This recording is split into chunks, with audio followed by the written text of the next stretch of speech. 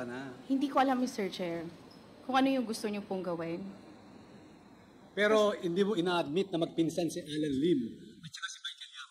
Magpinsan po in what degree, Mr. Chair? Basta magpinsan. Alam mo naman yung magpinsan. Pilipina ka naman, di ba? Iko-confirm ko po kung magpinsan po sila. Okay. Sabi mo kanina, kilala mo si Michael Yang.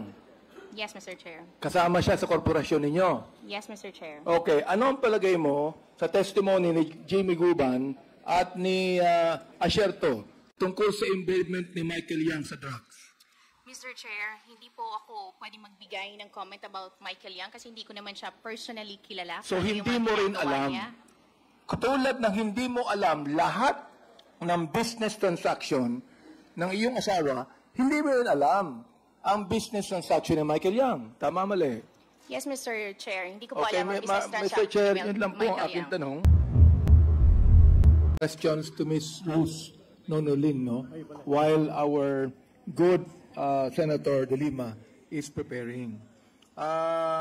Kailan kayo huling nagkita ni Wenxiong Li Wenxiong?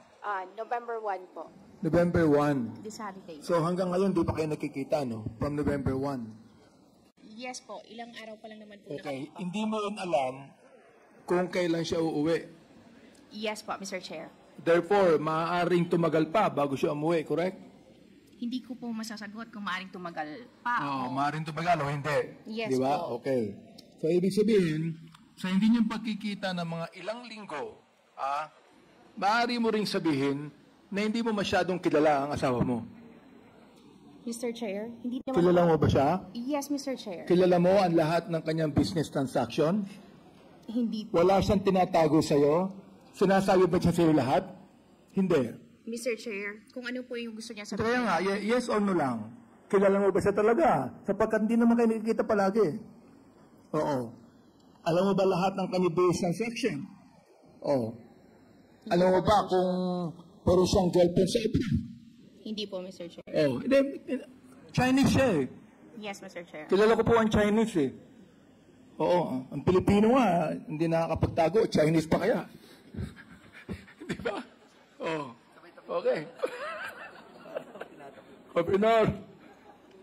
Hindi ko ba ibig sabihin, meron kang mga ilang bagay na hindi mo alam sa iyong asawa. Correct? Tama ba kung... Tama, Mr. Chair. Ayun, okay. So, ibig sabihin, pinapatunayan lamang dito na hindi mo siya kilala 100%, hindi mo alam lahat ang kanyang business transaction. Correct?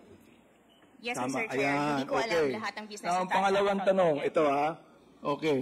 Sabi mo kanina, kilala mo si Michael Yang. Yes, Mr. Chair. Kasama siya sa korporasyon ninyo. Yes, Mr. Chair. Okay. Ano ang palagay mo sa testimony ni Jimmy Guban at ni Asierto tungkol sa involvement ni Michael Yang sa drugs? Mr. Chair, hindi po ako pwedeng magbigay ng comment about Michael Yang kasi hindi ko naman siya personally kilala. So, hindi mo rin alam. Katulad ng hindi mo alam lahat ng business transaction ng iyong asawa, hindi mo rin alam ang business transaction ni Michael Yang. Tama, mali? Yes, Mr. Chair. Hindi ko po Okay, alam ang business transaction. Mr. Chair, yun lang po ang Michael aking Yang. tanong. Bago po kay Senator Laia de Lima, meron pa po yatang tanong si SDS. Go ahead, SDS. You're recognized. Maraming salamat, Mr. Chairman. Kasi narinig ko si DG Lasso. Alan Lim, also known as Jeffrey Lim, and Jeff Lin, Ayong, Wenxiong Lin Wenxiong, Li Chen. Isang tao lang po to. Ma'am Rose Nonolin. Mr. Chair, hindi po. Well, anyway, si DG Lasso na ang sasagot niyan. My number 2 question. Sagutin mo lang ako kung tama o hindi. Si Alan Lim, nandito, at saka si Michael Yang, magpinsan. Hindi, Mr. Chair. Sigurado ka? Yes, Mr. Chair. Pag napatunayan ko, anong gagawin ko sa'yo? Mr. Chair, ang asawa ko is Lin Wishong, not Alan Kaya Lim. nga, pag napatunayan ko, yung isang tao, ang daming pangalan, yun si Alan Lim at yung sinasabi mong asawa, pag napatunayan natin isa lang yun, pag napatunayan ko magpinsan si Michael Yang at saka si Alan Lim, ano ang gusto mong gawin ko sa'yo? Sige nga. Nandito si...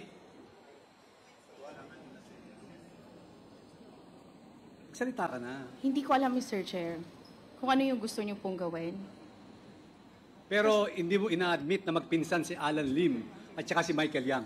Magpinsan po in what degree, Mr. Chair? Basta magpinsan. Alam mo naman yung magpinsan. Pilipina ka naman, di ba? Iko-confirm ko po kung magpinsan po sila. Ilang years na kayo magkasama ni Mr. mo? Hindi mo natatawagan Alan Lim. 15 years po. 15 years. Hindi mo alam kung anong relasyon ni Michael Yang at saka ni Alan Lim. Alam ko lang po, business partner po sila. Marunong bang mag-English si Michael Yang? Hindi ko po siya narinig na nag-i-English dahil hindi po naman po kami nagkakausap ng matagal. Ang asawa mo, marunong mag-English. Hindi po siya marunong mag-English, Mr. Chair.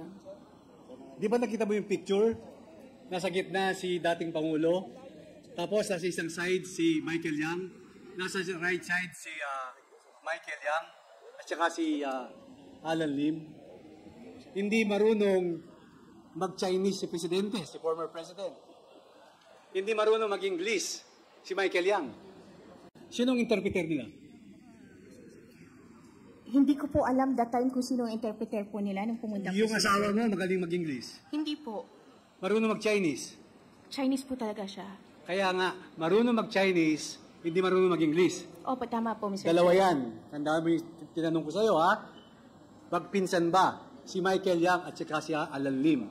That's number one question. Number two, hindi ba talagang marunong mag-English ang asawa mo, puro Chinese? Yun ang tandaan mong dalawang tanong ko sa'yo. Magkikita pa tayo sa susunod na hearing, mag-research ka. Otherwise, nandito si Congressman Paduano.